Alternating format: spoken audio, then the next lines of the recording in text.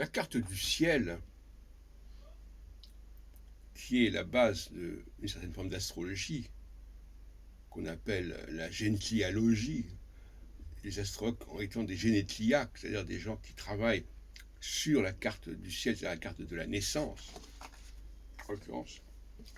La carte du ciel est une aberration astronomique.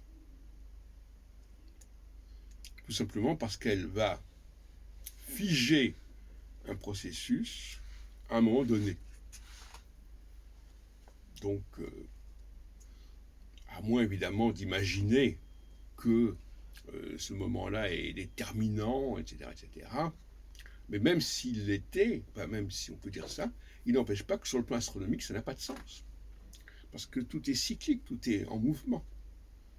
Donc essayer d'établir des aspects, des connexions entre les différents points de la carte du ciel, c'est une aberration totale.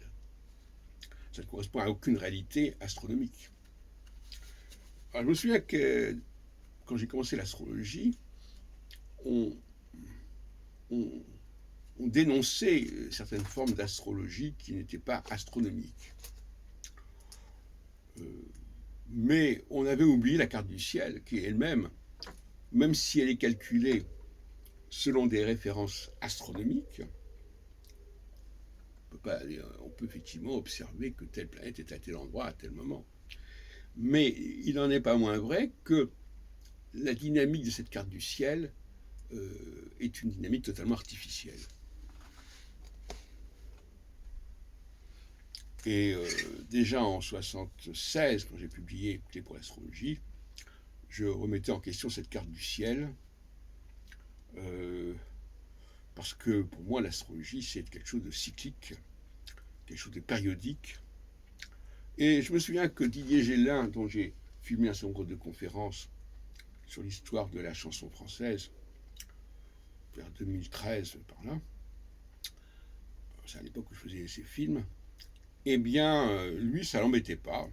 Il prenait le thème natal, on dit, et il étudiait la carrière de la personne au regard du thème natal, sans même prendre la peine ni d'étudier les transits, ni de faire des directions, etc. Gélin qui était un ami d'André Barbeau par ailleurs. Bon, cette façon de faire est tout à fait scandaleuse, il veut dire jusqu'à elles sont. Un astrologue qui se respecte, quand il veut étudier biographiquement quelqu'un, ne saurait se permettre, s'autoriser de faire abstraction de la dynamique cyclique. Alors, à la limite, moi je veux bien qu'on fasse des directions, mais au moins qu'on les fasse. Mais qu'on prenne simplement le thème natal, les maisons, et qu'avec ça on se débrouille pour appréhender la carrière d'un chanteur ou qui que ce soit, je trouve ça inadmissible.